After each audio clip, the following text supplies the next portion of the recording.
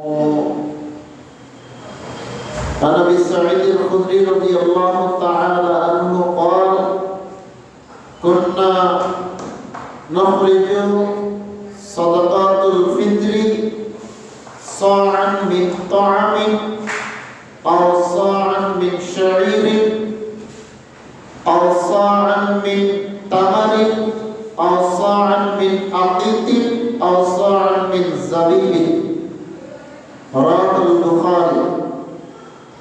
সম্মানিত উপস্থিতি, প্রশংসা আল্লাহর জন্য। সবাই পড়ি আলহামদুলিল্লাহি রাব্বিল আলামিন। দরুদ এবং সালাম বিশ্ব নবী মুহাম্মদুর রাসূলুল্লাহ সাল্লাল্লাহু তাআলা আলাইহি ওয়াসাল্লামের প্রতি। জুমার খুতবার আজকের সংক্ষিপ্ত সময়ের আলোচনার বিষয় লাইলাতুল কদর এবং সাদাকাতুল ফিতর বা যাকাতুল ফিতর। এই প্রসঙ্গ নিয়ে কোরআন এবং সহিহ হাদিস ভিত্তিক আলোচনার চেষ্টা করব ইনশাআল্লাহ আজিজ। রমাদান মাস শেষের পথে, বিদায়ের পথে। যে উদ্দেশ্য নিয়ে রমাদান আপনার আমার মাঝে এসেছিল, সে উদ্দেশ্য কতটা বাস্তবায়ন করতে পেরেছি এটা ভেবে দেখার সময় হয়ে গেছে। রমাদানের উদ্দেশ্য ছিল, প্রিয় নবী বলেছেন, মান সামা রমাদান ঈমানান ওয়া ইহতিসাবান গুফিরা লাহু মা তাকাদ্দামা মিন যামবিহি ওয়া মান কামা রমাদান ঈমানান ওয়া ইহতিসাবান গুফিরা লাহু মা তাকাদ্দামা মিন যামবিহি ওয়া মান কামা লাইলাতুল কদরি ঈমানান ওয়া ইহতিসাবান গুফিরা লাহু মা তাকাদ্দামা মিন যামবিহি। বললেন, রমজান মাসে সওয়াবের আশায় ঈমানের সাথে যে সিয়াম পালন করবে, আল্লাহ রাব্বুল আলামিন তার জীবনের পূর্বের সকল গুনাহ মাফ করে দেবেন। বললেন, সওয়াবের আশায় ঈমানের সাথে যে ব্যক্তি তারাবির সালাত আদায় করবে, আল্লাহ তার জীবনের পূর্বের সকল গুনাহ মাফ করে দেবেন। বললেন, রমজান মাসে সওয়াবের আশায় ঈমানের সাথে যে ব্যক্তি লাইলাতুল কদরের রাত্রি জাগরণ করবে, ইবাদতের মাধ্যমে রব্বুল আলামিন তার জীবনের পূর্বের সকল গুনাহ মাফ করে দেবেন।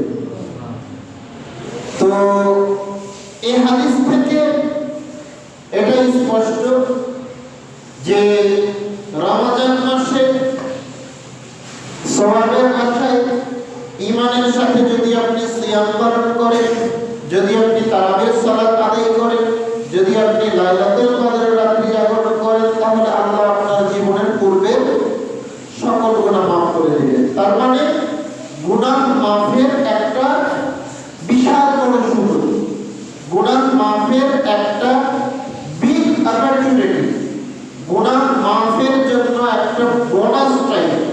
এই হচ্ছে রমাদান মাস। যার কারণে প্রিয় নবী বলছেন, যে ব্যক্তি রমাদান মাস পেল কিন্তু নিজের গুনাহ মাফ করে নিতে পারলো না, তার নাক ধুলায় ধূসরিত হোক, সে ধ্বংস হোক। কারণ এত বড় সুযোগ গুনাহ মাফের অন্য কোনো সময় পাওয়া যায় না। এত বড় সুযোগ গুনাহ মাফের অন্য কোনো সময় হয় না, যেটা রমাদান মাসে হয়। তো রমাদান মাস আসলো, প্রায় চলে যাচ্ছে। আজকে 23তম রমাদান বিদায় নিচ্ছে, আর হাতে মাত্র কয়েকটা। তো নিজের গুনাহ কতটুকু মাফ করে নিতে পারলাম, নিজের গুনাহ কতটুকু কমিয়ে নিতে পারলাম, কতটা নেকি অর্জন করতে পারলাম, কতটা সওয়াব অর্জন করতে পারলাম, এটা ভেবে দেখার সময় হয়েছে। ভাবতে হবে, কারণ সামনে রমজান আপনি পাবেন তার কোনো গ্যারান্টি নাই। আমি আপনাদেরকে বলেছিলাম যে দুনিয়াটাকে মনে করবেন 3 দিনের, গতকাল, আজ, আগামীকাল। গতকাল যেটা চলে গেছে ওটা আর আপনি ফেরত পাবেন না। গতকাল যেটা চলে গেছে ওটা আর আপনি কি পাবেন না, ফেরত পাবেন না। আগামীকাল ওটা আপনি পাইতেও পারেন, নাও পাইতে পারেন, ওটা অনিশ্চিত। আগামীকাল অনিশ্চিত, আপনি পেতেও পারেন, নাও পেতে পারেন। আপনি পেয়েছেন কোনটা? আজকে পেয়েছেন। সুতরাং আজকের দিনটাকে আপনাকে কাজে লাগাতে হবে। এইভাবে যদি আপনাকে আমি বুঝাই, তাহলে আগামী রমজান আমি পেতেও পারি, নাও পেতে পারি। যেই কয়েকটা সিয়াম পার হয়ে গেছে, আচ্ছা ভুল হতে পারে, মানুষই ভুল করে, মানুষই গুনাহ করে, হয়ে গেছে, ওটা তওবা করতে হবে, ওটা ফেরত আর পাওয়া যাবে না। কিন্তু এখন যে সিয়ামটা আপনি আমি পালন করছি বা যেই রমজানটা আপনি আমি পেয়েছি, আপনাকে আমাকে সেটাকে কাজে লাগাতে হবে, সেটাকে কাজে লাগাতে হবে। ওয়াল্লাহি আল্লাহর কসম করে বলছি, একটা সিয়াম যদি আল্লাহর দরবারে আপনার কবুল হয়, একটা সিয়াম যদি আপনার আল্লাহর দরবারে কবুল হয়, ওই একটা সিয়ামের বিনিময়ে আপনি জান্নাত হাসিল করবেন ইনশাআল্লাহ। একটা সিয়ামের বিনিময়ে একাধিক সহিহ হাদিস। সুতরাং যা চলে গেছে তার জন্য ক্ষমা চান। আগামী বছর পাবো কি পাবো না ওই চিন্তা বাদ দেন। এখন যেটা পেয়েছি এটাকে আঁকড়ে ধরে। সম্মানিত উপস্থিতি, বলছিলাম রমজান বিদায় নিচ্ছে, আপনাকে আমাকে রমজানকে মূল্যায়ন করতে হবে, রমজানের ফজিলত নিজের জীবনে বাস্তবায়ন করতে হবে। আল্লাহ সেই তৌফিক দান করুন, আল্লাহুম্মা আমিন। রমজান মাসে সবচাইতে গুরুত্বপূর্ণ শেষ 10 দিন। আর এই গুরুত্বটার কারণ কিন্তু কোরআন। কোরআন এমন একটা জিনিস, ও যেখানেই থাকে সেখানকার সম্মান বাড়িয়ে দেয়। আপনি দেখেন পৃথিবীতে কতগুলো নবী রাসূল এসেছে, সবচাইতে সম্মানিত, সবচাইতে মর্যাদাবান নবীর নাম কি? হযরত মুহাম্মদুর রাসূলুল্লাহ সাল্লাল্লাহু আলাইহি ওয়াসাল্লাম। তো এতগুলো নবীর মধ্যে সবচাইতে সম্মানিত নবী হলেন মুহাম্মদ সাল্লাল্লাহু আলাইহি ওয়াসাল্লাম। কেন? কারণ অন্য নবীর উপরে কোরআন ছিল না, আমাদের প্রিয় নবীর উপরে কি আছে? কোরআন আছে। তাহলে আমাদের প্রিয় নবীর সম্মানটা বাড়ালো কে? কোরআন বাড়ালো। প্রত্যেকটা নবী রাসূলের উম্মত ছিল, আমাদের প্রিয় নবীর উম্মত আছে, আমরাই তার উম্মত। তো যতগুলো উম্মত পৃথিবীতে এসেছে, সবচাইতে মর্যাদাবান সম্মানিত উম্মতের নাম হচ্ছে উম্মতে মুহাম্মদ, মানে আমার। তো কেন আমাদের এত সম্মান, কেন আমাদের এত মর্যাদা? কারণ আমাদের কাছে কি আছে? কোরআন আছে, যেটা অন্য কোনো উম্মতের কাছে ছিল না। এবার দেখেন 12 মাসে 1 বছর, আরবি 12 মাসেও 1 বছর। এই 12 মাসের মধ্যে সবচাইতে সম্মানিত, সবচাইতে মর্যাদাবান মাসের নাম হচ্ছে রমজান মাস। কেন?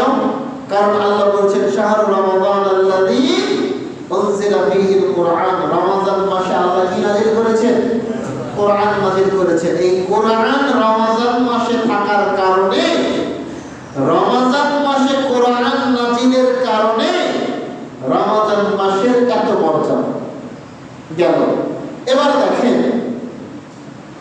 এই রমজান মাসের 30 দিন বা 29 দিনের চাইতে আমার একটা রাতকে বেশি সম্মানিত, বেশি মর্যাদাবান করে দেওয়া হলো।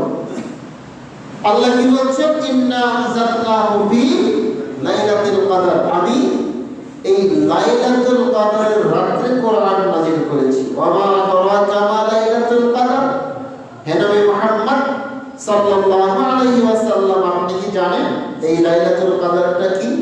আমি বলি সেটা হচ্ছে লাইলাতুল কদর খায়রুম মিন আলফি শাহর। এই একটা রাত 1000 মাসের চাইতে উত্তম। 1000 মাসের সমান উত্তম না, 1000 মাসের চাইতে উত্তম। 1000 মাস আপনি যদি এটাকে বছরে কনভার্ট করেন তাহলে হবে প্রায় 84 বছর। তা আল্লাহ বললেন না 84 বছরের মতো উত্তম, আল্লাহ বললেন 84 বছরের চাইতে উত্তম। মিন শব্দ ব্যবহার করা হয়েছে, মিন আলফি শাহর, 1000 মাসের চাইতে উত্তম। আপনি আল্লাহর রহমতকে এত ছোট করে দেখিয়েন না, দেখার কোনো সুযোগ নাই। তো একটা রাতকে আল্লাহ 1000 মাসের চাইতে উত্তম করে দিলেন। কেন?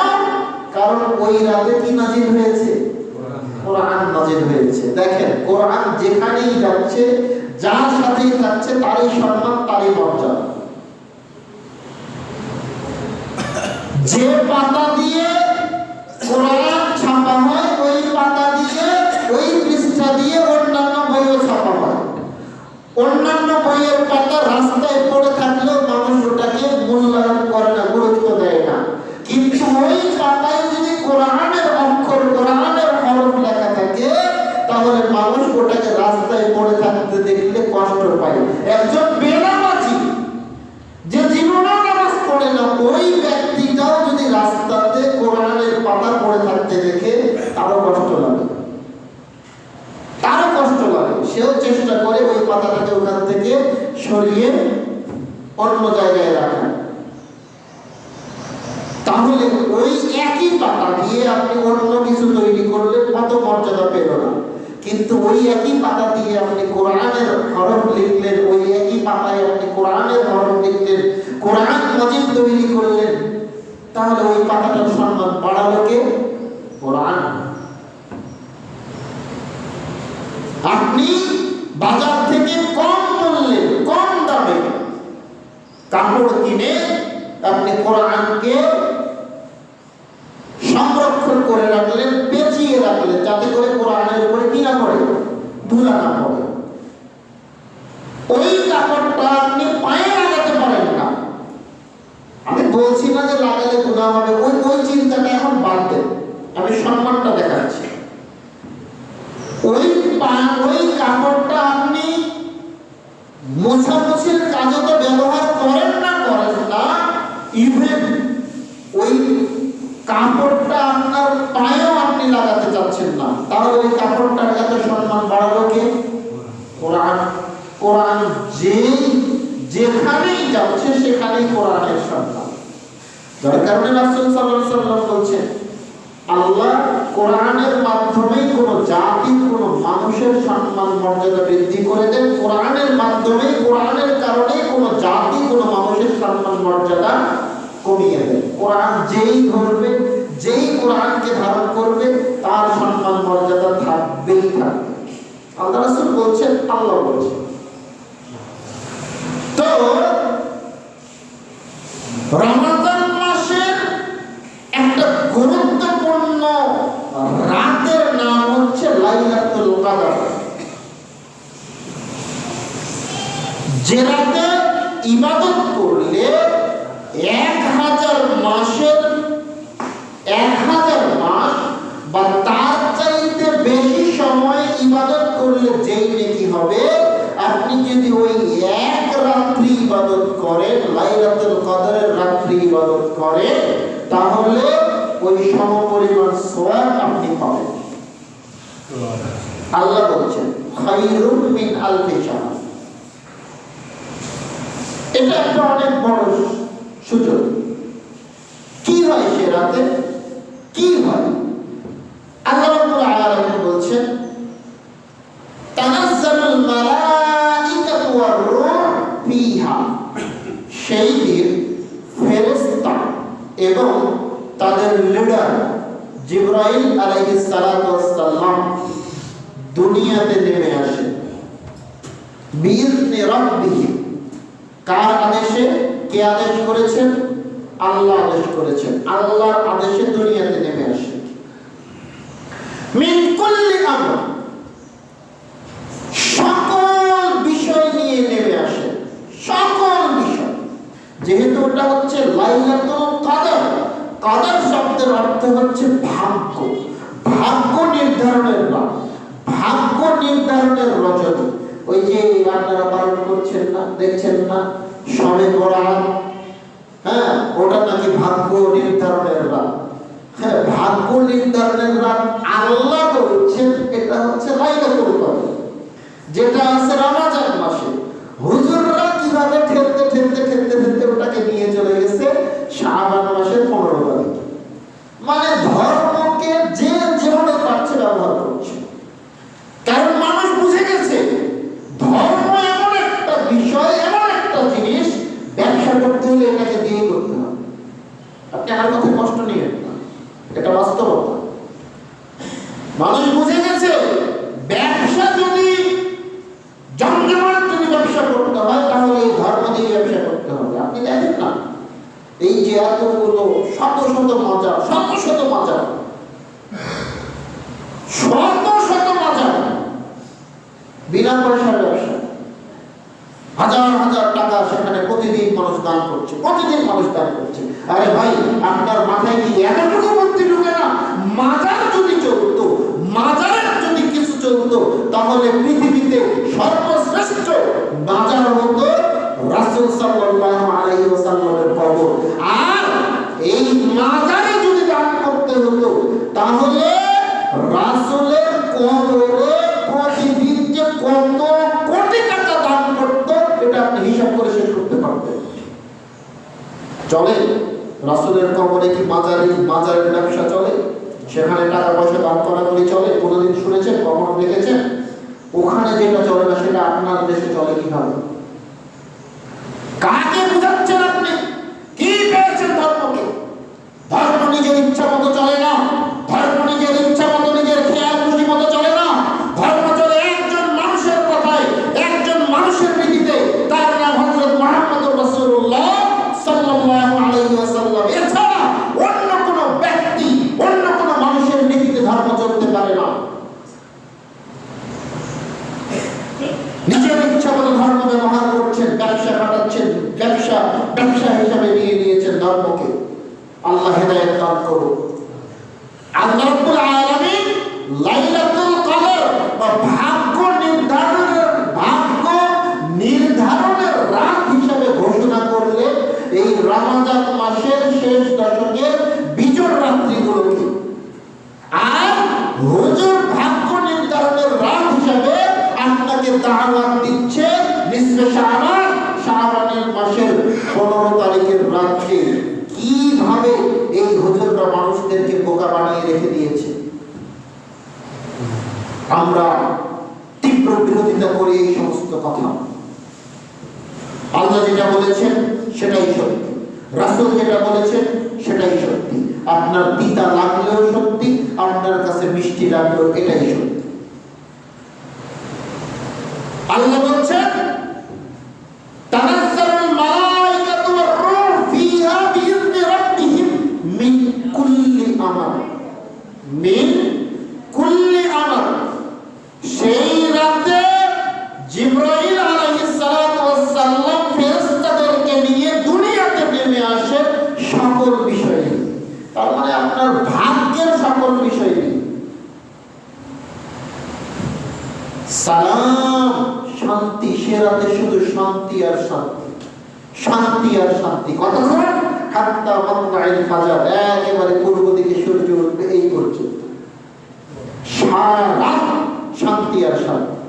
যার কারণে রাসূল সাল্লাল্লাহু আলাইহি ওয়াসাল্লাম লাইলাতুল কদরের রাতের যে আলামতের কথা বলেছেন, তার মধ্যে একটা আলামত হচ্ছে রাতটা হবে নাতিশীতোষ্ণ, না গরম না ঠান্ডা, না গরম না ঠান্ডা, একটা আলাদা প্রশান্তি থাকবে। সুন্দর বাতাস প্রবাহিত হবে, যে বাতাস মানুষের মধ্যে শান্তি দিবে। আর একটা সবচেয়ে বড় যেটা কথা সেটা হচ্ছে আপনি ইবাদত করে শান্তি পাবেন। আপনার ইবাদতে একটা প্রশান্তি কাজ করবে, ইবাদত করতে আপনার ভালো লাগবে, বিরক্ত লাগবে। ইবাদত করতে আপনার বিরক্ত লাগবে না, আপনার শান্তি লাগবে। সকালবেলা সূর্য উঠবে কিন্তু সূর্যের তাপ থাকবে না, আছে না? সকালে অনেক সময় দেখা যায় সকালে সূর্য উঠা মাত্র একেবারে এমন গরম, থাকাই যায় না। কিন্তু লাইলাতুল কদরের রাত্রি যেই দিন হবে তার পরের দিন সকালে সূর্য উঠবে কিন্তু তার তাপ থাকবে না, ওই সূর্যটা একটা আরাম প্রদান করবে মানুষ। এগুলো হচ্ছে লাইলাতুল কদরের কিছু আলামত। আল্লাহ বলছেন সালাম, সেই রাতে শুধু শান্তি আর শান্তি। আলামতগুলোতেও বোঝা যাচ্ছে শান্তি থাকবে। আপনি ইবাদত করে শান্তি পাবেন, আপনি রাত জেগে শান্তি পাবেন, গরমও লাগবে না, ঠান্ডাও লাগবে না, আরাম লাগবে। হ্যাঁ, সকালে আপনি যখন ঘর থেকে বের হবেন সূর্য থাকবে কিন্তু তার তাপ থাকবে না, সেখানেও আপনি শান্তি পাবেন। আর কি? এটা হচ্ছে লাইলাতুল কদর। তো বলছিলাম এই লাইলাতুল কদর এত সম্মানিত একটাই কারণে, কারণ সেখানে কি হয়েছে? কোরআন নাযিল হয়েছে। সম্মানিত উপস্থিতি, রাসূল সাল্লাল্লাহু আলাইহি ওয়াসাল্লাম বলেছেন, আবু হুরায়রার হাদিস, মান কামা লাইলাতুল কদরি ঈমানান ওয়া ইহতিসাবান গুফিরা লাহু মা তাকাদ্দামা মিন যামবি। যে ব্যক্তি রমজান মাসের সওয়াবের আশায় ঈমানের সাথে লাইলাতুল কদরের রাত্রি জাগরণ করবে, যাপন করবে, ইবাদতের মাধ্যমে আল্লাহ তার জীবনের পূর্বের সকল গুনাহ মাফ করে দেবেন। সুবহানাল্লাহ। তো এখানে আল্লাহ রাসূল লাইলাতুল কদরের রাত্রি জাগরণের কথা বললেন, লাইলাতুল কদরের রাত্রি ইবাদতের কথা বললেন। প্রশ্ন হচ্ছে এই লাইলাতুল কদরের রাত্রি কোনটা? কারণ আমাদের দেশে সরকারিভাবে ঘোষণার মাধ্যমে এটা জানিয়ে দেওয়া হয়েছে যে 27 রাত্রিটাই হচ্ছে লাইলাতুল কদরের রাত। আমি কি ভুল বললাম? সরকারিভাবে ঘোষণা দিয়ে লাইলাতুল কদরের রাত্রি জানিয়ে দেওয়া হয়েছে মানুষের মাঝে, সেটা হচ্ছে 27 রাত্রি। আসলেই কি তাই? আসলেই কি তাই? দেখুন তো, সহিহ বুখারীর হাদিস, আয়েশা রাদিয়াল্লাহু তাআলা আনহা বলছেন, রাসূল সাল্লাল্লাহু আলাইহি ওয়াসাল্লাম বলেছেন, তাহাররাউ লাইলাতুল কদরি মিন আশরিল আওয়াখির লাইলাতুল বিতর। তোমরা রমজান মাসের শেষ দশকের বিজোড় রাত্রিগুলোতে লাইলাতুল কদরকে তালাশ করো, অন্বেষণ করো। হাদিস বুখারী। এখানে শেষ দশকের বিজোড় রাত্রিগুলোর কথা বলা হলো। এখানে বলা হয় নাই 21, বলা হয় নাই 23, বলা হয় নাই 25, বলা হয় নাই 27, বলা হয় নাই 29, বরং বলা হয়েছে সবগুলো, অর্থাৎ 21, 23, 25, 27, 29, 5 রাত। আব্দুল্লাহ ইবনে আব্বাস রাদিয়াল্লাহু তাআলা আনহু বলেন, রাসূল সাল্লাল্লাহু আলাইহি ওয়াসাল্লাম বলেছেন, তাহাররা লাইলাতুল কদরি ফি তাসিয়াতি তাবকা। তোমরা লাইলাতুল কদরকে অন্বেষণ করো, তালাশ করো শেষ দশকের বিজোড় রাত্রিগুলোতে। কবে? ফি তাসিয়াতি তাবকা, 9 দিন বাকি আছে ওই রাত্রি। তো 9 দিন বাকি আছে ওই রাত্রি বলতে কোনটা রাত্রিকে বোঝাচ্ছে? বুঝেননি আমার কথা? 9 দিন বাকি আছে, রমজান মাসের 9 দিন বাকি আছে। তাহলে রাতটা কততম রাত? 21 রাত। ওয়া ওয়াসাবিআতি তাবকা, 7 দিন বাকি আছে ওই রাত্রি, ওই রাতটাকে। তাহলে কত রাত? 23 রাত। ওয়াল খামিসাতি তাবকা, 5 দিন বাকি আছে ওই রাত্রিটাকে। কততম রাত? 25তম রাত। আল্লাহ রাসূল বলেন, হাদিস সহিহ বুখারী। আপনি বাড়িতে গিয়ে যদি আপনার বাড়িতে বুখারীর বাংলা খণ্ড থেকে থাকে, লাইলাতুল কদর নামে একটা অধ্যায় পাবেন। এই হাদিসগুলো আপনি সব সেখানে পাবেন। যদি না থাকে, আপনি আপনার হাতের মোবাইল অ্যান্ড্রয়েড ফোনটাকে ব্যবহার করতে পারবেন, দিয়ে ওখানে বাংলায় লিখে সার্চ করবেন লাইলাতুল কদর সম্পর্কে হাদিস। দেখবেন আমি যে হাদিসগুলোর কথা বলছি তার একটা লিস্ট পেয়ে যাবেন, আপনি নিজে পড়ে দেখতে পারেন। উকবা ইবনে আমির রাদিয়াল্লাহু তাআলা আনহু বলেন, খারাজা রাসূলুল্লাহ সাল্লাল্লাহু আলাইহি ওয়াসাল্লাম লিইখবিরানা বিলাইলাতিল কদর। আল্লাহ রাসূল সাল্লাল্লাহু আলাইহি ওয়াসাল্লাম বাড়ি থেকে বের হলেন আমাদেরকে জানিয়ে দেওয়ার জন্য কোন রাত্রিটা লাইলাতুল কদরের রাত্রি। মানে আল্লাহ রাসূল জানতে পেরেছেন কোন রাত্রিটা লাইলাতুল কদরের রাত্রি। সেটা 21 নাকি 23 নাকি 25 নাকি 27 নাকি 29, এটা আল্লাহ রাসূল জানতে পেরেছেন। তো উনি বাড়ি থেকে বের হয়েছেন আমাদেরকে জানিয়ে দিবেন কোন রাত্রিটা লাইলাতুল কদরের রাত্রি। ফাতালাহা রাজুলান মিনাল মুসলিমিন, তিনি যখন রাস্তা দিয়ে আসছিলেন দেখলেন যে রাস্তায় দুইজন মানুষ ঝগড়া করছে। রাস্তায় দুইজন মানুষ ঝগড়া করছে। তো ওদের ঝগড়া থামাতে গিয়ে বা ওদের ঝগড়া দেখতে গিয়ে তিনি ওটা ভুলে গেছেন। তিনি এখন আমাদেরকে এসে বলছেন, শোনো, খরজতু লিউখবিরাকুম আইয়ু লাইলাতিল লাইলাতুল কদর। শোনো, আমি বাড়ি থেকে বের হয়েছিলাম তোমাদেরকে জানিয়ে দিব যে কোন রাত্রিটা লাইলাতুল কদরের রাত্রি। আল্লাহ আমাকে ওটা জানিয়ে দিয়েছিলেন। ফাতালাহা ফুলানুন ওয়া ফুলানুন, আস্তে আস্তে দেখলাম যে অমুক আর অমুক রাস্তায় ঝগড়া করছে, মারামারি করছে। ফারুফিয়া, ওদের ঝগড়া থামাতে গিয়ে বা ওদের ঝগড়া দেখতে গিয়ে ফারুফিয়া, আমার কাছ থেকে এটা উঠিয়ে দিয়েছেন আল্লাহ। মানে আমাকে আল্লাহ ভুলিয়ে দিয়েছেন যে কোন রাত্রিটা লাইলাতুল কদরের রাত্রি।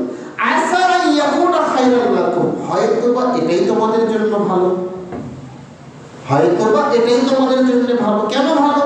কারণ যদি তোমরা জানতেই পারো যে অমুক রাত্রিটা লাইলাতুল কদরের রাত্রি, যেমন এখন মানুষ ধরেই নিয়েছে 27 রাত্রি লাইলাতুল কদরের রাত্রি, তো সবাই তো শুধু 27 রাত্রি জাগতে যাচ্ছে, 21, 23, 25, 29 তো কেউ যাচ্ছে না। তো আল্লাহ রাসূল বললেন আসা ইয়াকুনা খায়রাল লাকুম, এটাই হয়তো তোমাদের জন্য ভালো। তোমরা যদি জানিয়ে নাও যে 21 রাত্রি লাইলাতুল কদরের রাত্রি, তাহলে তো তোমরা বাকি 4টা রাত ইবাদত করবে। বা তোমরা যদি জানতে পারো 23 রাত্রি লাইলাতুল কদরের রাত্রি, তখন তোমরা শুধু ওটাতেই ইবাদত করবে, বাকিগুলো কিন্তু করবে। এখন যেহেতু তোমরা জানো না কোন রাত্রিটা লাইলাতুল কদরের রাত্রি, এটা যেহেতু তোমরা জানো না, সেহেতু তোমরা এখন কি করবে? 21, 23, 25, 27, 29, 5টা রাত্রি জাগরণ করবে, 5টা রাত্রি ইবাদত করবে। এটাই তো তোমাদের জন্য ভালো। আসা ইয়াকুনা খায়রাল লাকুম, এটাই তোমাদের জন্য উত্তম, তোমাদের জন্য ভালো। ভাই তো এরপরে তিনি বলছেন ফালতামিসুহা, তোমরা লাইলাতুল কদরটাকে অন্বেষণ করো, তালাশ করো। ফিত তাসিআতি ওয়াস সাবিআতি ওয়াল খামিসাতি, 21 রাত্রি, 23 রাত্রি, 25 রাত্রি, এই রাত্রিগুলোতে তোমরা লাইলাতুল কদরকে তালাশ করো। এটা ওই হাদিস যেই হাদিসে আল্লাহ রাসূল ভুলে গেছেন যে লাইলাতুল কদরের রাত্রিটা কবে, তাকে জানিয়ে দেওয়া হয়েছিল। তো তিনি যেহেতু ওটা ভুলে গেছেন, শেষে তিনি বললেন যে তোমরা এই 3টা রাত্রিতে অন্বেষণ করো, অর্থাৎ 21, 23 আর 25। তো তাহলে আমরা তো এখানে একটা কথা বলতে পারি যে তিনি যেহেতু ভুলে গেছেন, তো তার ধারণায় সেটা 21 বা 23 বা 25, তার মানে আল্লাহ রাসূল তো এই 3টা রাত্রিকে বেশি গুরুত্ব দিয়েছেন। এখানেও তো তিনি 27কে গুরুত্বই দেন। এই হাদিসের মধ্যে 27-এর কথা তিনি বলেনই না। তা আমরা তো বলতেই পারি যে আপনি এই 3টা রাত্রিকে বেশি গুরুত্ব দেন। আমরা সেটা বলবো না। কেন বলবো না? কারণ আল্লাহ রাসূলের ওই কথাটা আপনি মানেন। কোনটা? তাহাররাও লাইলাতুল কদর মিন রমাদান, তোমরা রমজান মাসের শেষ দশকের বিজোড় রাত্রিগুলোতে লাইলাতুল কদরকে অন্বেষণ করো। সেটা 21, সেটা 23, সেটা 25, সেটা 27, সেটা 29। এটাই সহিহ হাদিস। এইটাই সহিহ হাদিস। একটা হাদিস পাওয়া যায় যেখানে 27 রাত্রির কথা বলা হয়েছে, একটা রাত্রির কথা পাওয়া যায়, তবে হাদিসটা জয়ীফ, দুর্বলতা আছে হাদিসটার মধ্যে, দুর্বলতা আছে। আর এখানে আরো একটা কথা আপনাকে মনে রাখতে হবে, আপনি যদি স্পেশালি ভাবে, স্পেসিফিক ভাবে শুধুমাত্র 27 রাতটাকেই লাইলাতুল কদর হিসাবে গ্রহণ করেন বা মনে করেন, তাহলে এটা আপনার ভুল হবে। কারণ আমাদের প্রিয় নবী মুহাম্মদুর রাসূলুল্লাহ সাল্লাল্লাহু আলাইহি ওয়াসাল্লাম তিনি নিজেই জানতেন না কোন রাত্রিটা লাইলাতুল কদরের রাত্রি। আপনি কার কাছ থেকে, আপনি কোন মাধ্যমে, কে আপনাকে বললো যে 27 রাত্রিটাই লাইলাতুল কদরের রাত্রি? যেখানে প্রিয় নবী তিনি নিজেই জানেন না, সেখানে আপনি জানলেন কোথা থেকে? কে আপনাকে জানালো? তাহলে এটা তো আপনার আল্লাহ রাসূলের উপরে মিথ্যা আরোপ করা হলো। আর আল্লাহ রাসূল বলেছেন, মান কাযিবা আলাইয়া মুতাআম্মিদান ফালিয়াতাবাওয়া মাকআদাহু মিনান নার। কেউ যদি আমার নামে মিথ্যা কথা বলে, কেউ যদি আমার নামে মিথ্যা আরোপ করে, কেউ যদি আমার ব্যাপারে মিথ্যা কথা বলে, কেউ যদি আমার কথার বাইরে মিথ্যা কথা বলে, ফালিয়াতাবাওয়া মাকআদাহু মিনান নার, সে তার থাকার জায়গাটা জাহান্নাম করে নিল। কোথায় করে নিল? জাহান্নাম করে নিল। তো আল্লাহ রাসূল স্পেশাল ভাবে 27 রাত্রিটাকে গুরুত্ব দেন নাই, এরকম কোন সহিহ হাদিস পাওয়া যায় না। তাহলে আপনি কেন রাসূলের নামে এরকম মিথ্যা আরোপ করে যাচ্ছেন? আপনি কেন রাসূলের নামে এরকম মিথ্যা কথা বলে যাচ্ছেন? এটা অবশ্যই ভুল হচ্ছে। এমনও হতে পারে যে আপনার এই একটা কারণে আপনার যাবতীয় আমল বাতিল হয়ে গেল, আপনার জায়গা হয়ে গেল জাহান্নাম। কারণ আপনি তো বেদাত করলেন, আর বেদাত এমন একটা গুনাহ যে আপনার সব আমলকে নষ্ট করে দিতে পারে। আপনার সব আমলকে নষ্ট করে দিতে পারে, যেটা আল্লাহ রাসূলের হাদিসে আমরা পাই। আল্লাহ রাসূল বলছেন, ওয়া শাররুল উমুরি মুহদাসাতুহা, সবচেয়ে খারাপ বিষয়টা হচ্ছে ইসলামের মধ্যে নতুন কোনো বিষয় সৃষ্টি করা। তো আল্লাহ রাসূল রাত্রি জাগরণ করতেন 21, 23, 25, 27, 29। তিনি নিজে জাগতেন, তার স্ত্রীদেরকে জাগিয়ে রাখতেন। হাদিস সহিহ বুখারী মুসলিম। সাহাবারাও এটাই পালন করতেন। তাহলে আপনি আমি এখন নতুন ভাবে আইন চালু করেছি, নতুন ভাবে আমরা ধরে নিয়েছি যে লাইলাতুল কদর মানেই হচ্ছে 27 রাত। তাহলে এটা নতুন কিছু হয়ে গেল না? এটাই তো হচ্ছে বেদাত। আল্লাহ রাসূল তো এটাই বললেন, ওয়া শাররুল উমুরি মুহদাসাতুহা, নতুন কোন বিষয় ইসলামের মধ্যে সৃষ্টি করাটাই হচ্ছে সবচাইতে খারাপ। ওয়া কুল্লু মুহদাসাতিন বিদআহ, আর যেটাই নতুন বিষয় ইসলামের মধ্যে ঢুকবে ওটাই হচ্ছে বেদাত। আপনি 21 কে গুরুত্ব দিলেন না, 23 কে গুরুত্ব দিলেন না, 25 কে গুরুত্ব দিলেন না, 29 কে গুরুত্ব দিলেন না, শুধুমাত্র 27 কে গুরুত্ব দিয়ে দিলেন, এটাই হচ্ছে বেদাত। ওয়াকুল্লু বিদআতিন দালালা, প্রত্যেক বেদাতকারী হচ্ছে, প্রত্যেক বেদাতই হচ্ছে ভ্রষ্টতা। ওয়াকুল্লু দালালাতিন ফিন্নার, প্রত্যেক বেদাতকারী এরা যাবে জাহান্নামে। আল্লাহ রাসূল বলেছেন, হাদিস সহিহ। সুতরাং আপনি শুধুমাত্র 27 রাত্রিটাকে লাইলাতুল কদরের রাত্রি হিসাবে গণ্য করে আপনি আপনার ইবাদতটাকে নষ্ট করিয়েন না, আপনি আপনার ঈমানটাকে নষ্ট করিয়েন না। সম্মানিত উপস্থিতি, মনে রাখতে হবে লাইলাতুল কদর লাইলাতুল কদর শুধুমাত্র 27 রাত্রি নয়, লাইলাতুল কদর মানে হচ্ছে 21, লাইলাতুল কদর মানে হচ্ছে 23, লাইলাতুল কদর মানে হচ্ছে 27, 25, লাইলাতুল কদর মানে হচ্ছে 29। এই 5টা রাত্রিকেই লাইলাতুল কদর হিসেবে আপনাকে গ্রহণ করতে হবে, যা আয়েশা রাদিয়াল্লাহু তাআলা আনহার হাদিস থেকেই আমরা বুঝতে পারছি, যে তিনি বলছেন, আল্লাহ রাসূল বলছেন, তাহাররা লাইলাতুল কদর, তোমরা লাইলাতুল কদরকে অন্বেষণ করো রমজান মাসের শেষ দশকের বিজয় রাত্রিগুলোকে। কি করতে হবে? আয়েশা রাদিয়াল্লাহু তাআলা আনহা যখন আল্লাহ রাসূলকে প্রশ্ন করলেন, আল্লাহ রাসূল, যদি আমি বুঝতে পারি, যদি আমি জানতে পারি কোন রাত্রিটা লাইলাতুল কদরের রাত্রি, কি করব আমি? আল্লাহ রাসূল বললেন, তুমি বলো, আল্লাহুম্মা, হে আল্লাহ, ইন্নাকা আফুবুন, তুমি তো ক্ষমাশীল, তুহিব্বুল আফওয়া, তুমি ক্ষমাকে ভালোবাসো, ফাফু আননি, আল্লাহ তুমি আমাকে মাফ করে দাও। এই তাসবিহটা বেশি বেশি করে পড়বেন এবং কোরআন তেলাওয়াতের মাধ্যমে, নফল সালাতের মাধ্যমে, জিকির আজকারের মাধ্যমে আপনি রাত্রি জাগরণের চেষ্টা করবেন। আল্লাহ রাব্বুল আলামিন বোঝার তৌফিক দান করুন। আল্লাহুম্মা আমিন।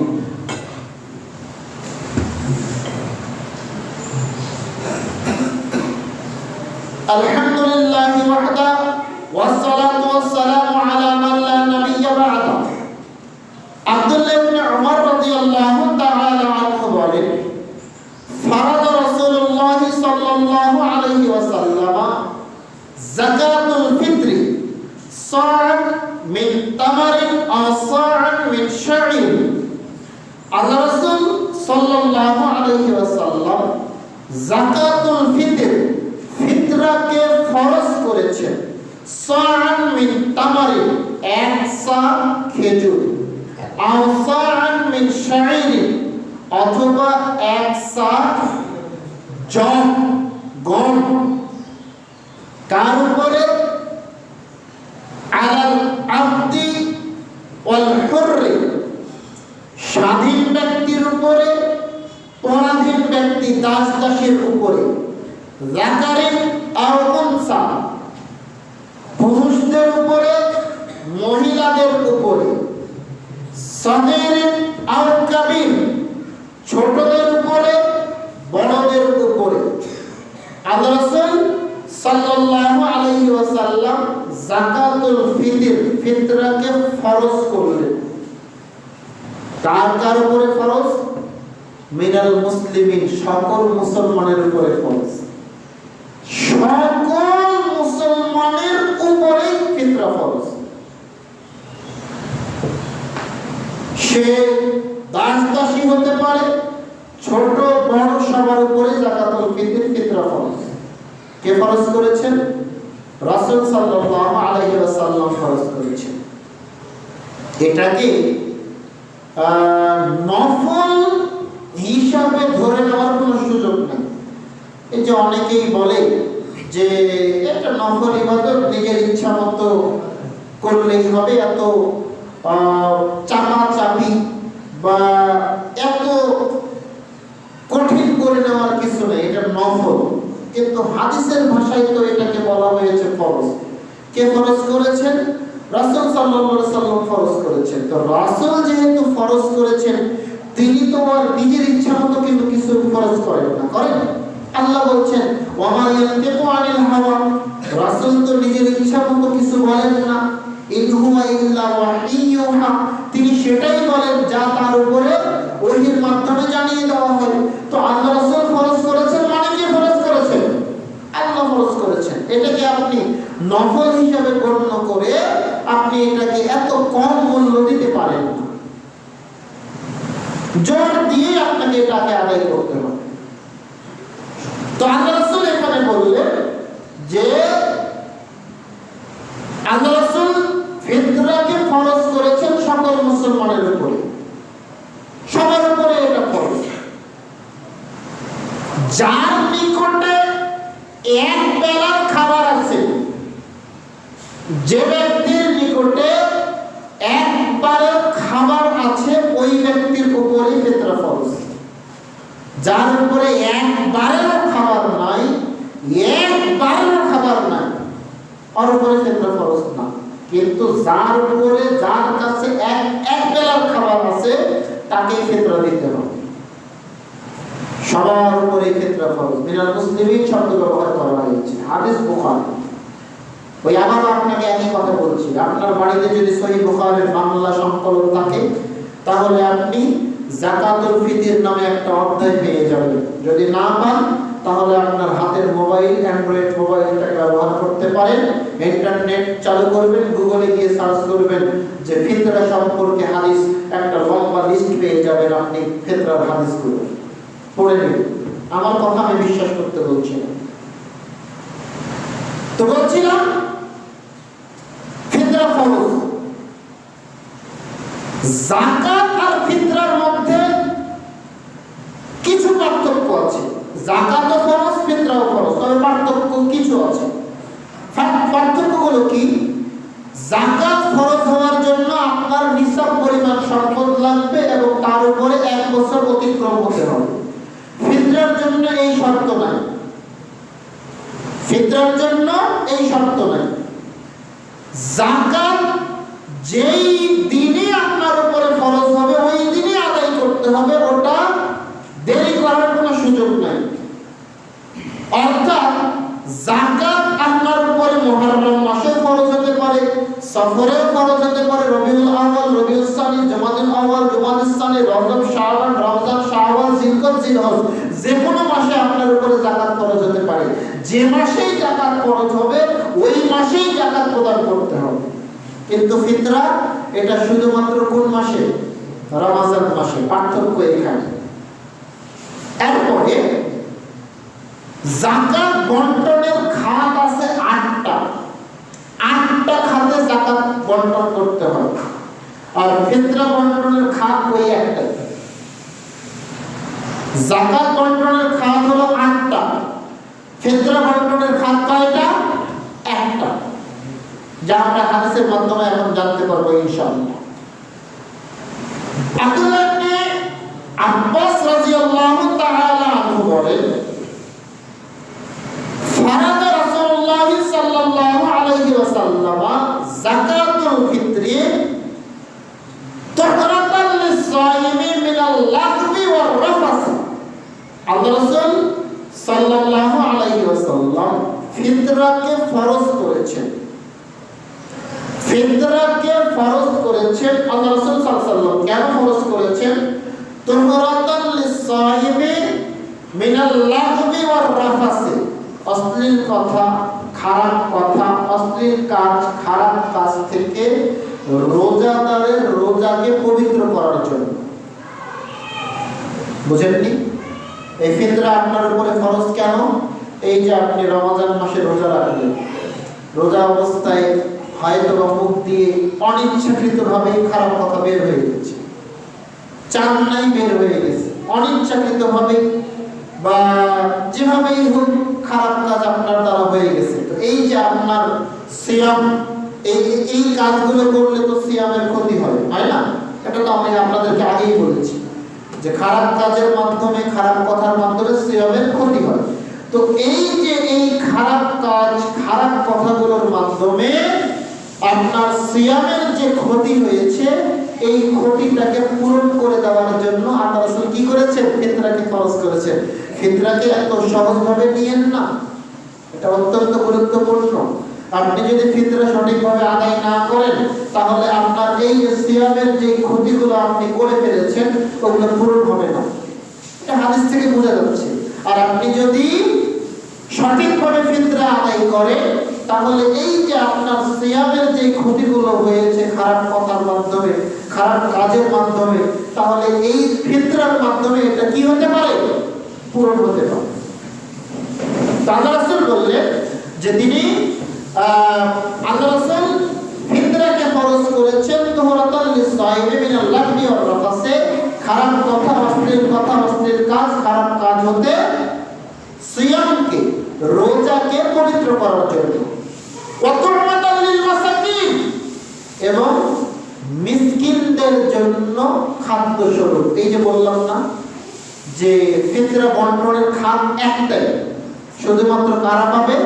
মিসকিনরা পাবে। এই যে হাদিসের মধ্যে এটাই আছে, ফাতুরমাতাল লিল মাসাকিন, এটা হচ্ছে মিসকিনদের জন্য কি খাদ্য। আর এটাকে আদায় করতে হবে ক্বাবলা আইয়াখরুজু ইলাল মুসাল্লা, ঈদের মাঠে যাওয়ার আগে এটাকে আদায় করতে হবে। কখন? ঈদের মাঠে যাওয়ার আগে। এরপরে তিনি বলছেন ফামান আদ্দাহা ক্বাবলা সালাত ফাহুয়া মাকবুলুন মিন সাদাকাতিল ফিতর, যে ব্যক্তি ঈদের মাঠে যাওয়ার আগে ফিতরা আদায় করবে আর এটাকে ফিতরা হিসাবে গ্রহণ করা হবে। ফামান আদ্দাহা বা'দা সালাত, আর কেউ যদি এটাকে ঈদের সালাতের পরে, মানে ঈদের নামাজ পড়ে আসার পরে যদি কেউ ফিতরা দেয়, তাহলে ওটা আর ফিতরা হিসেবে গ্রহণ হবে না, ওটা তখন আল্লাহর নিকটে কবুল হবে সাধারণ দান হিসেবে, যেটা আপনি প্রতিদিন বা প্রতিনিয়ত দিয়ে থাকেন। আচ্ছা, আমরা এই হাদিসের কথাগুলো একটু মনে রাখি, পরবর্তীতে এগুলো নিয়ে আবার আলোচনা করবো ইনশাআল্লাহ। এবার আসুন, কি দিয়ে ফিতরা আদায় করব, এটা নিয়ে আপনার আমার সমাজে দ্বন্দ্ব আছে। এটা নিয়ে আপনার আমার সমাজে ব্যাপক দ্বন্দ্ব। কেউ বলে খাদ্যদ্রব্য দিয়ে আদায় করতে হবে, রাসূল যেগুলোর কথা বলেছেন সেগুলো দিয়ে আদায় করতে হবে, আর কেউ বলে যে না, টাকা দিয়েও আদায় করা যায়। আচ্ছা, এই যে দ্বন্দ্ব, বিভিন্ন বিষয় নিয়ে দ্বন্দ্ব লেগে থাকে না, আমি আপনাদেরকে মুসলমানদের মধ্যে কিছু দ্বন্দ্বের কথা বলছি। যেমন এই নামাজের মধ্যে বুকে হাত বাঁধা নিয়ে দ্বন্দ্ব আছে না নাই?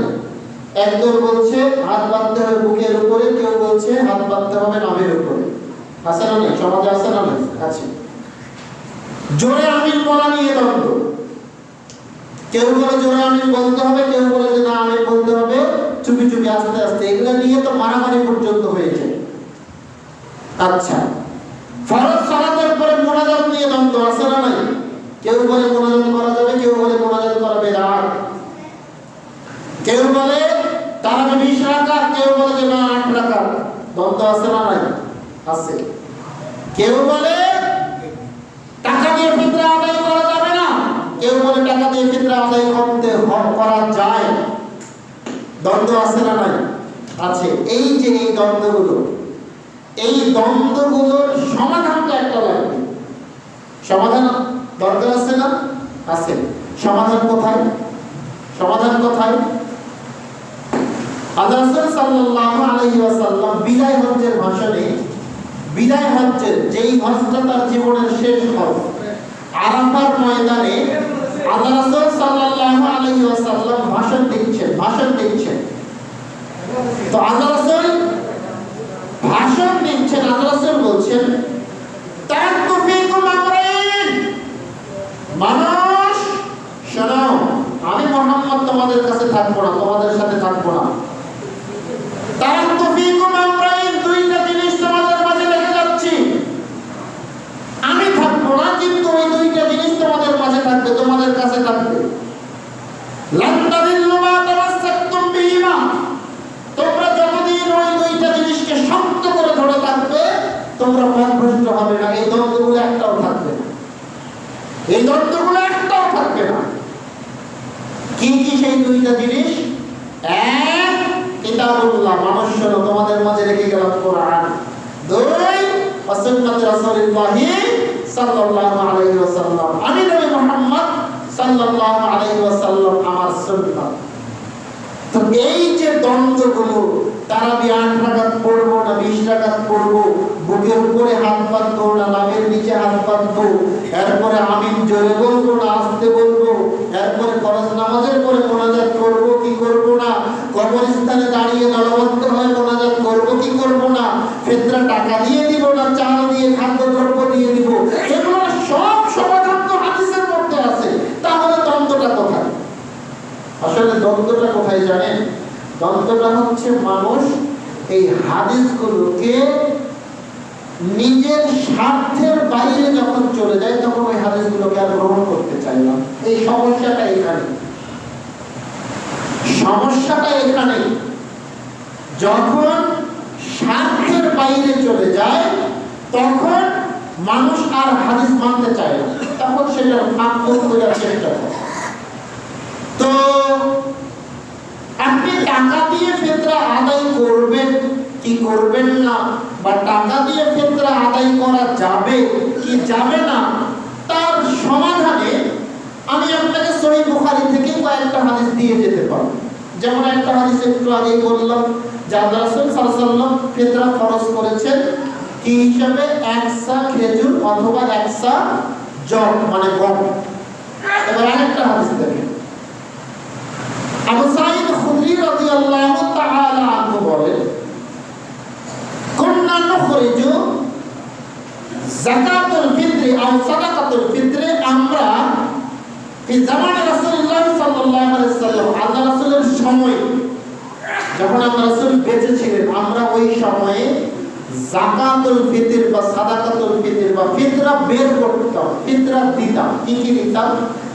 সাআন মিন তাআমিন, এক সা খাদ্যদ্রব্য, আও সাআন মিন শাইরিন, এক সা জব বা গম, আও সাআন মিন তামারিন, এক সা খেজুর, আও সাআন মিন আকিদিন, এক সা পনির, আও সাআন মিন জাবিবিন, এক সা কিশমিশ। পাঁচটা দ্রব্যের কথা বলা হলো। এক, খাদ্যদ্রব্য।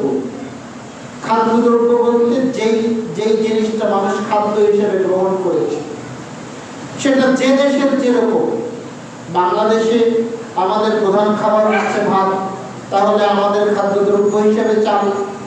কোনো কোনো দেশের প্রধান খাবার হচ্ছে রুটি, তাহলে তাদের দেশে খাদ্যদ্রব্য হিসেবে আপনি আটাকে ধরে নিতে পারেন। সৌদি আরবের প্রধান খাদ্যদ্রব্য হচ্ছে খেজুর, তাহলে তারা সেটা দিতে পারে। আবার সেই সময়ে কিশমিশ, যেই কিশমিশ কি দামি একটা জিনিস, তাই না? কি দামি একটা জিনিস, ওই কিশমিশ খাদ্যদ্রব্য হিসেবে চলে, আপনি ওটা দিয়েও ফিতরা আদায় করতে পারবেন। অথবা জব, গম অথবা পনির, এই পাঁচটা দ্রব্যের কথা আল্লাহ রাসূল বললেন। এখন প্রশ্ন আসতে পারে যে তাহলে টাকা দিয়ে ফিতরা আদায় করা যাবে কি যাবে না? দেখেন, আমি যদি আজকে আপনাদের সামনে ফতোয়া দিয়ে যাই যে না, টাকা দিয়ে ফিতরা দেওয়া যাবে না, আমার বিরোধিতা আপনারা করতেই পারেন, স্বাভাবিক। আমি এরকম অনেক জায়গায় এই সমস্যার সম্মুখীন হয়েছি। বক্তব্য দিতে গিয়ে এই বক্তব্যের মাঠে আমাকে অপমানিত পর্যন্ত হতে হয়েছে এই ফিতরা নিয়ে কথা বলার কারণে। কিন্তু তারপরেও আমি যতটুকু শিখেছি, যতটুকু পড়েছি, আমি সেই বিষয়ে কথা বলি। এর বাইরে আপনি আমার কাছে ফতোয়া জানতে চাইেন না, আমি হয়তো দিতে পারবো। আল্লাহ রাসূল যেই দ্রব্যগুলোর কথা বললেন আমি সেগুলোর কথাই বলবো। আল্লাহ রাসূল খাদ্য দ্রব্যের কথা বলেছেন, আল্লাহ রাসূল গমের কথা বলেছেন, আল্লাহ রাসূল পনিরের কথা বলেছেন, আল্লাহ রাসূল কিশমিশের কথা বলেছেন, আল্লাহ রাসূল খেজুরের কথা বলেছেন। আল্লাহ রাসূল টাকা পয়সার কথা বলেন নাই, বা এমন কোন হাদিস পাওয়া যায় না যে হাদিস থেকে এটা প্রমাণিত হয় যে আল্লাহ রাসূল বা তার কোন সাহাবা তারা টাকা দিয়ে ফিতরা আদায় করেছেন। আপনার প্রশ্ন হতে পারে ওই সময় হয়তো বা টাকার প্রচলন এরকম ছিল না, আপনি ভুল জানেন। আল্লাহ রাসূলের সময়ও টাকা পয়সার প্রচলন ছিল, ওই সময়ও জিনিসপত্র কেনা বেচা হতো। ওই সময়ের সবচাইতে ধনী সাহাবী নাম কি? হযরত ওসমান রাদিয়াল্লাহু তাআলা আনহু। এমন কোন হাদিস আছে দেখাতে পারবেন যে হযরত ওসমান টাকা দিয়ে ফিতরা আদায় করেছেন? এরকম তো কোনো হাদিস নেই। তাহলে আপনি কেন যেই কাজ আল্লাহ রাসূল করেন নাই, তার সাহাবারা করেন নাই, আপনি কেন সেই কাজ করতে চান? আবার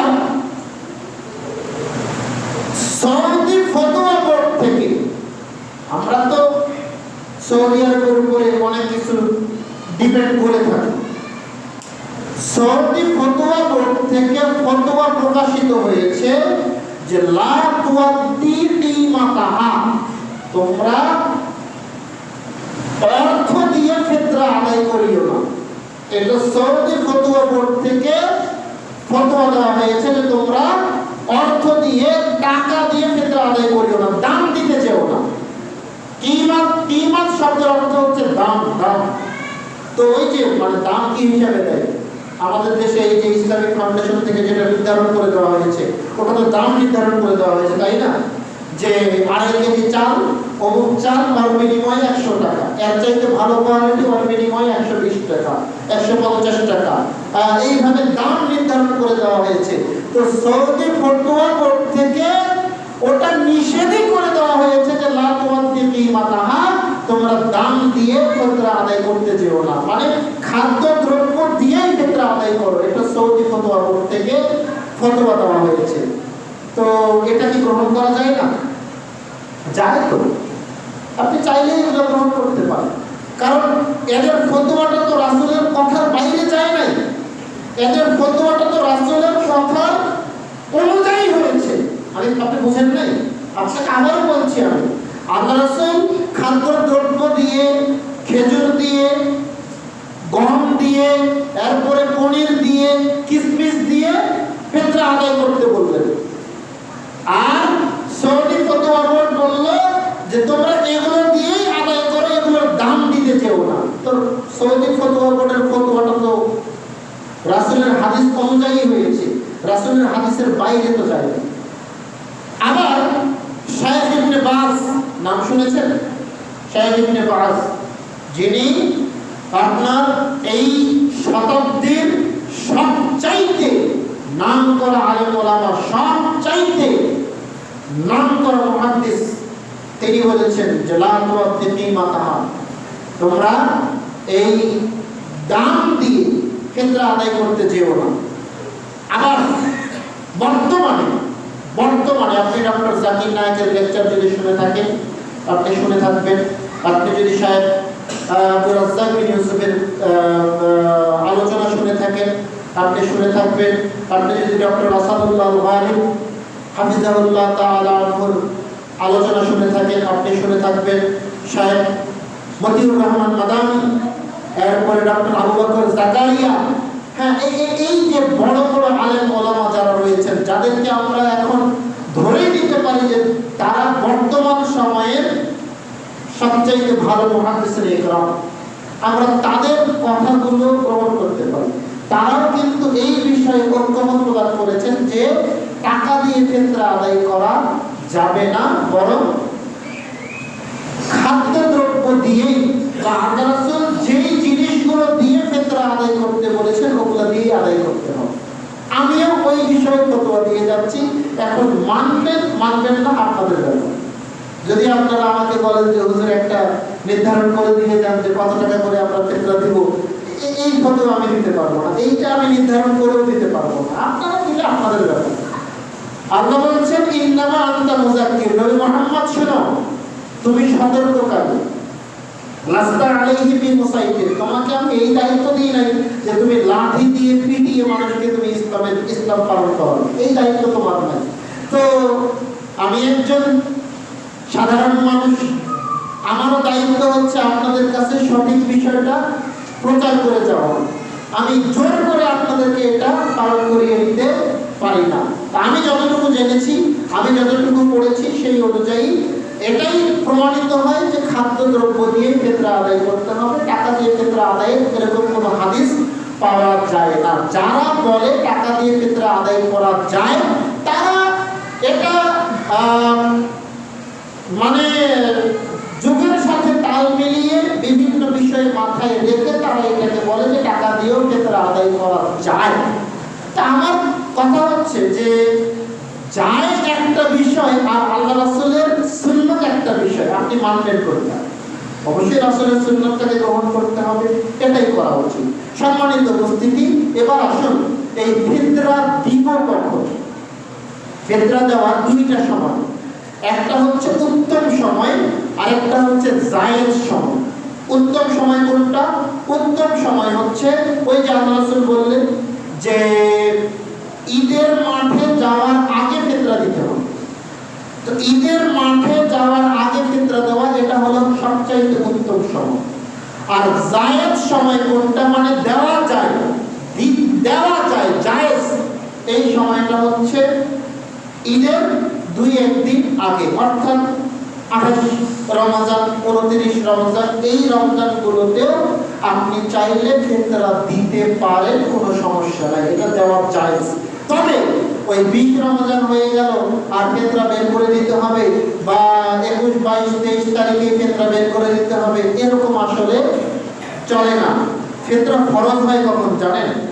ফিতরা ফরজ হয়, ফিতরাটা কিসের জন্য? ওই যে বললাম, আপনার সিয়ামটাকে খারাপ কথা, খারাপ কাজ থেকে পবিত্র করার জন্য।